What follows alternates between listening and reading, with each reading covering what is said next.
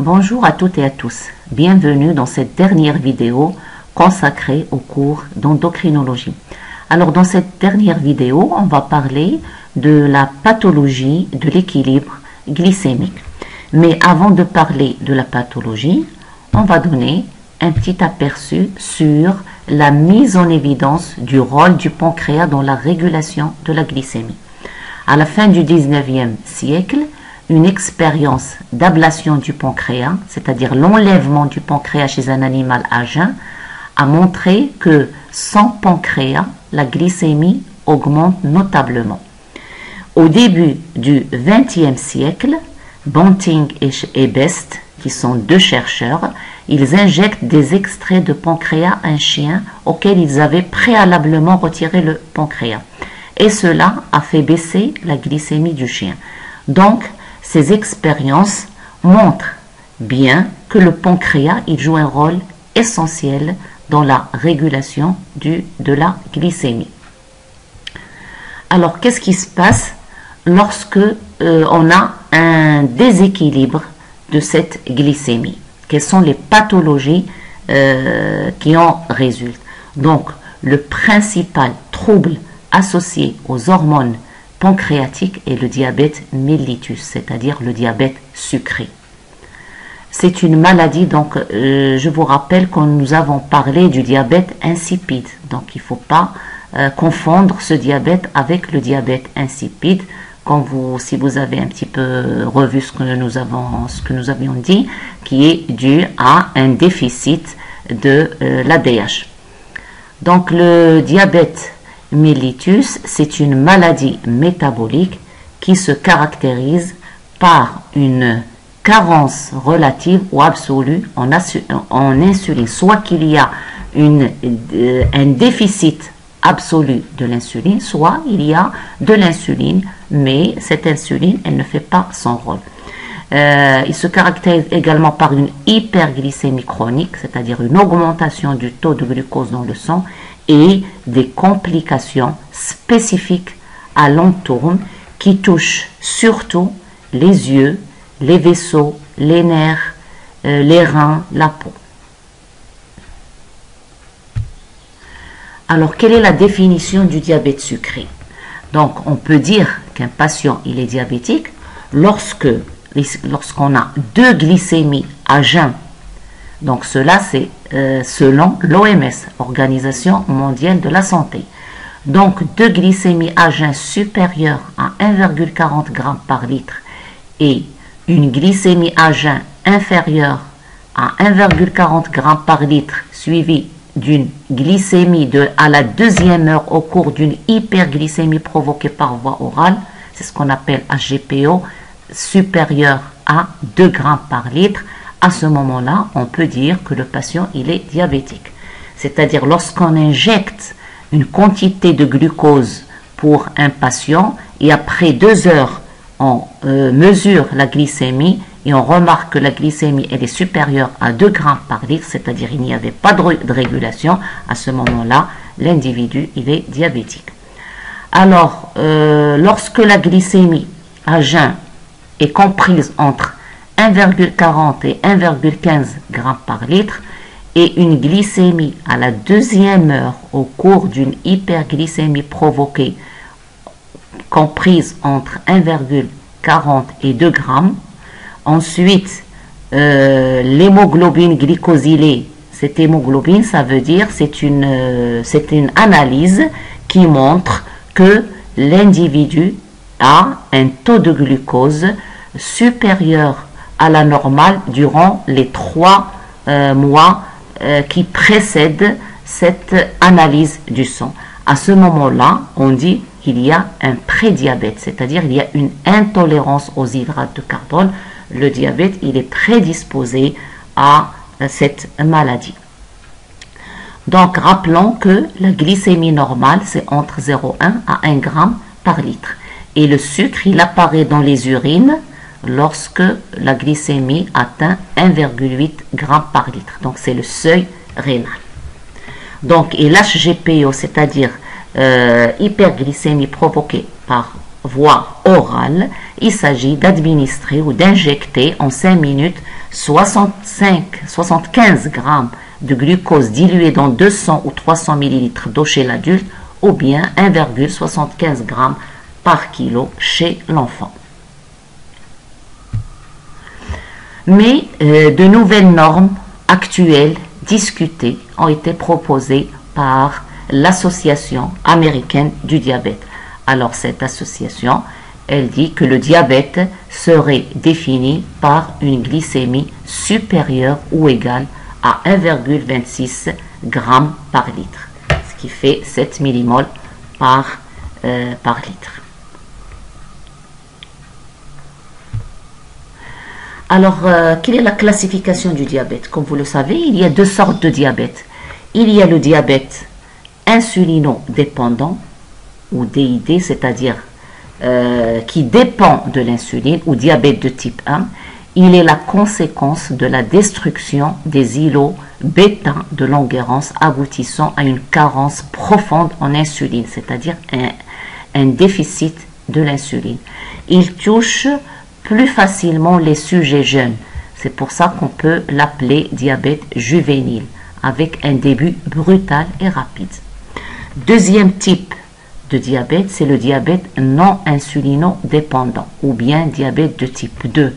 Donc ce diabète-là, il résulte à la fois d'un déficit de la sécrétion d'insuline et d'une insulino-résistance, c'est-à-dire il y a une insuline, mais cette insuline, elle ne pourra pas se fixer sur les récepteurs, donc elle ne fait pas son rôle. Et il est associé à une obésité dans 80% des cas. Donc dans 80% des cas, les diabétiques non insulino-dépendants sont des obèses. Et il touche surtout des sujets de plus de 40 ans. C'est-à-dire que ce diabète-là, il survient après 40 ans, bien 50 ans, à l'âge adulte. Donc ces deux types de diabète ont de nombreuses caractéristiques cliniques et biologiques différents qu'on va voir maintenant. Donc commençons par le diabète insulino-dépendant ou diabète de type 1 ou bien diabète maigre. Donc ce diabète-là, il fait partie des maladies auto-immunes dans à peu près 90% des cas, détectables par la présence d'auto-anticorps, c'est-à-dire qu'il est causé par le dysfonctionnement de lymphocytes T. Comme vous savez, les lymphocytes T, ce sont des cellules du système immunitaire. Ils interviennent dans l'immunité de l'organisme. Donc ces cellules-là, ils se mettent à identifier les cellules bêta du pancréas comme des cellules étrangères à l'organisme du patient et les éliminer. C'est-à-dire, ils vont sécréter des anticorps contre les cellules bêta du pancréas, ce qui va détruire ces cellules-là, donc il n'y aura pas d'insuline. Et les 10% sont dus à d'autres facteurs tels que l'hérédité, les facteurs d'environnement, une prédisposition génétique, etc. Quels sont les signes cliniques les plus répandus du diabète de type 1? Donc c'est une polydipsie. Polydipsie, ça veut dire une soif accrue. L'individu, il a besoin, il boit beaucoup. Une polyphagie, c'est une faim accrue. Donc malgré qu'il est maigre, il mange beaucoup. Une polyurie, c'est beaucoup d'urine, urine fréquente, amaigrissement important et fente musculaire et une fatigue.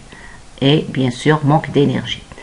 Alors, si le diabète n'est pas pris en charge rapidement, d'autres signes peuvent apparaître, tels que les nausées, c'est-à-dire l'individu, il a besoin de vomir, donc vomissement, douleur abdominale, acidocétose. On a eu l'occasion de parler de cette acidocétose, c'est-à-dire accumulation des corps cétoniques dans l'organisme, donc ce qui rend le sang très très acide, donc, et ce qui peut avoir la conséquence du coma. L'individu il peut tomber dans un coma, ou bien à la fin c'est la mort.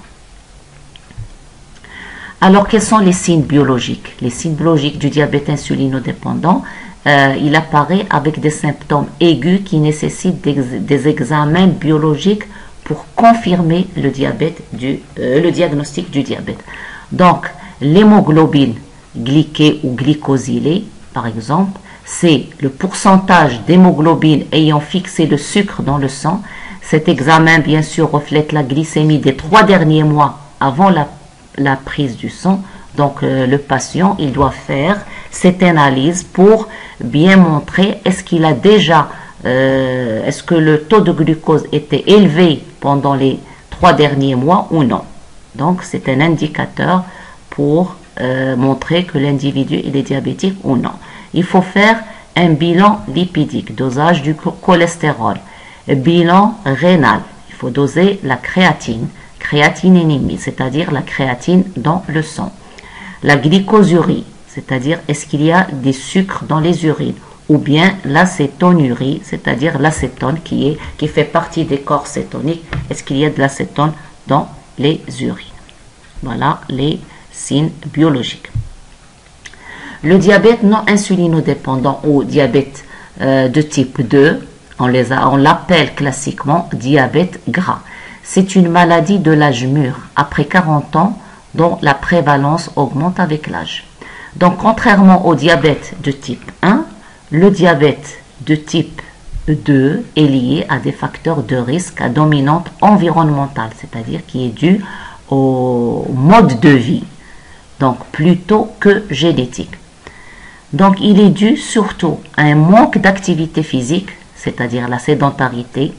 L'individu ne fait pas de sport, il ne bouge pas. Il est dû à des mauvaises habitudes alimentaires, consommation d'aliments trop riches en sucre, sel, graisse, etc.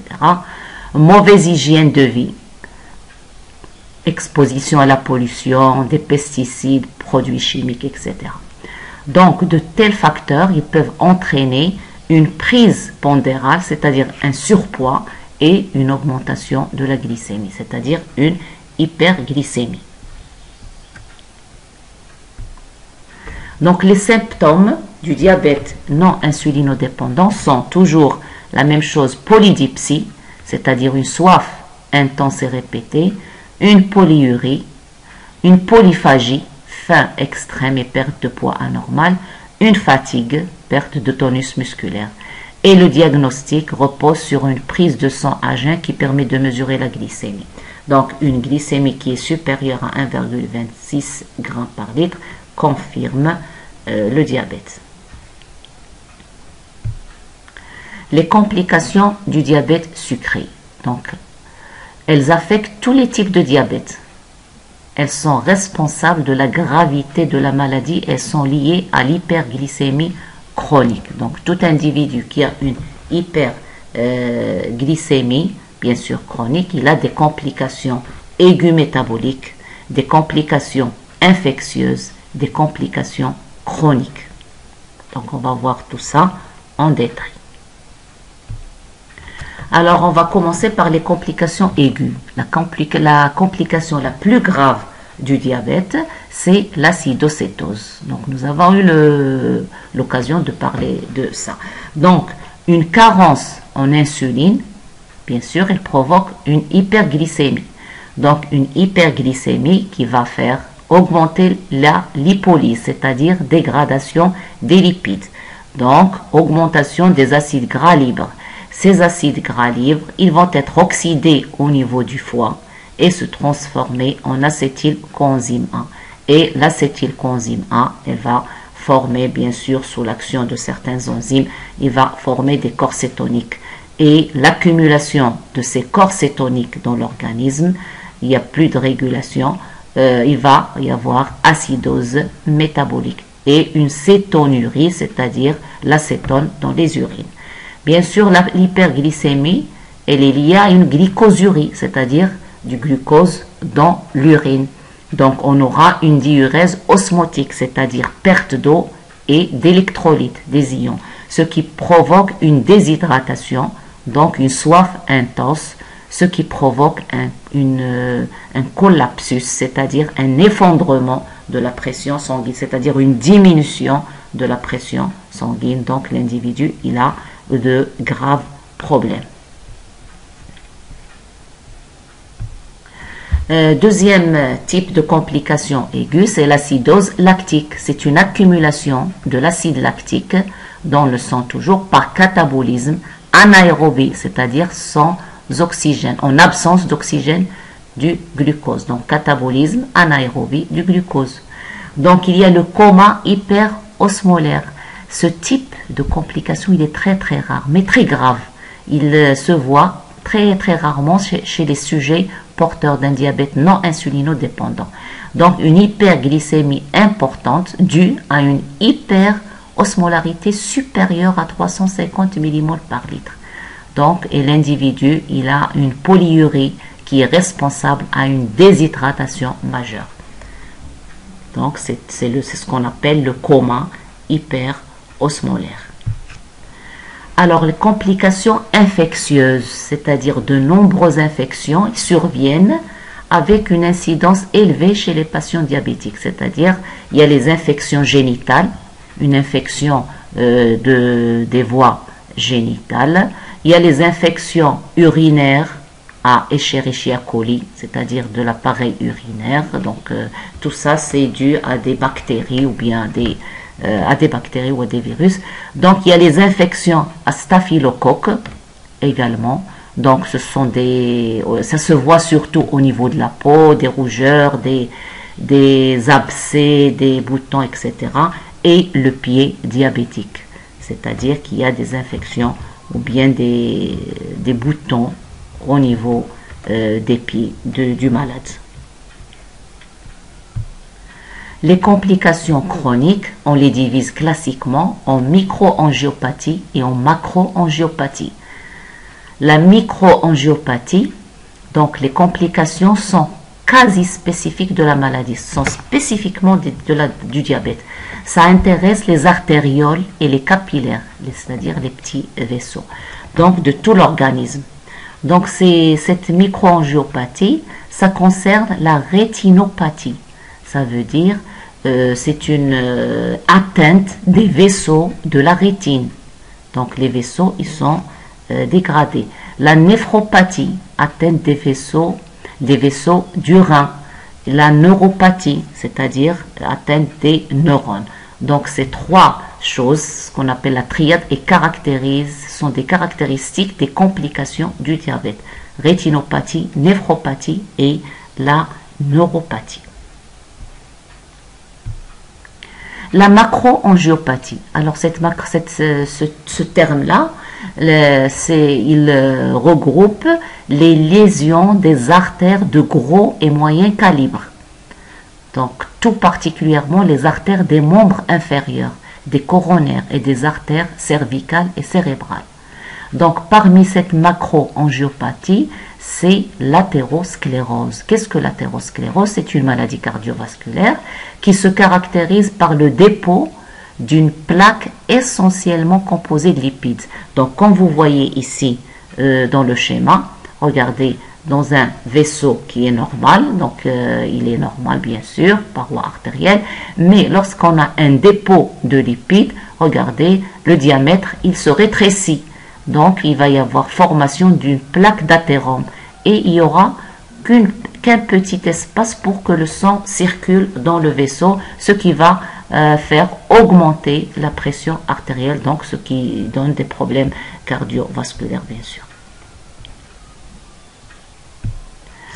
Il y a également, deuxième type de cette macroangiopathie, ce qu'on appelle l'artérite des membres inférieurs, appelée également artériopathie oblitérante des membres inférieurs. C'est-à-dire, elle correspond à une obstruction partielle ou totale des artères des membres inférieurs.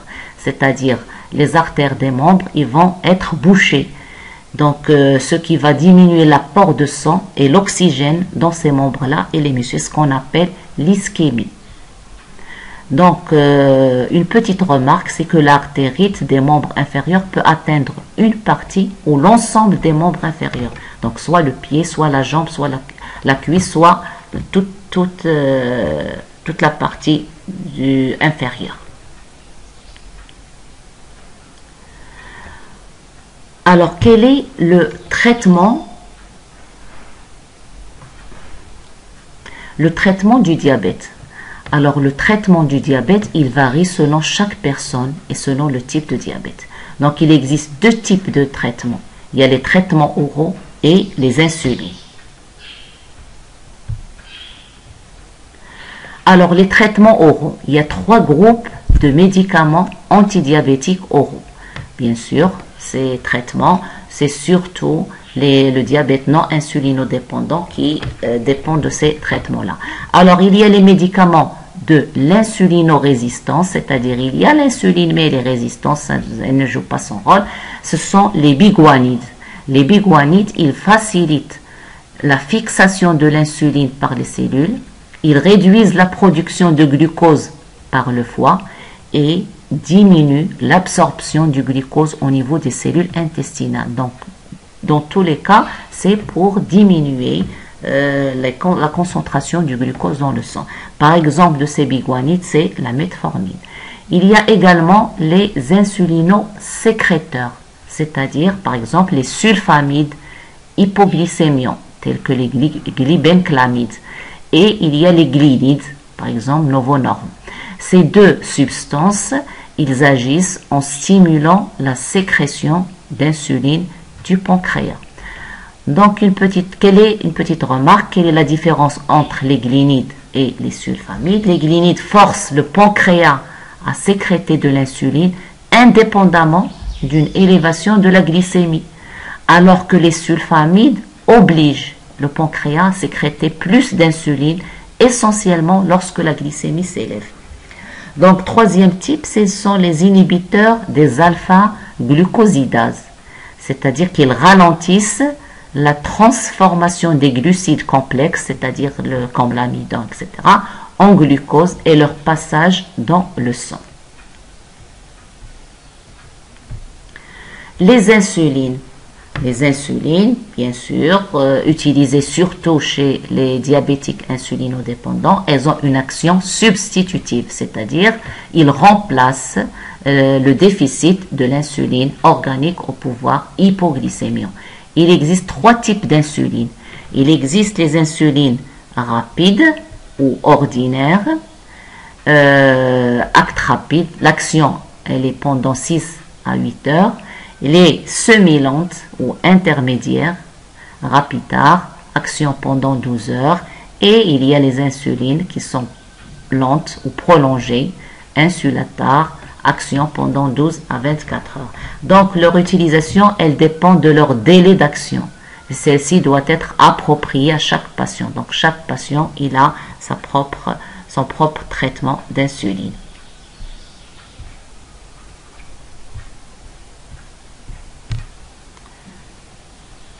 Alors, c'est ainsi que se termine notre cours sur l'endocrinologie.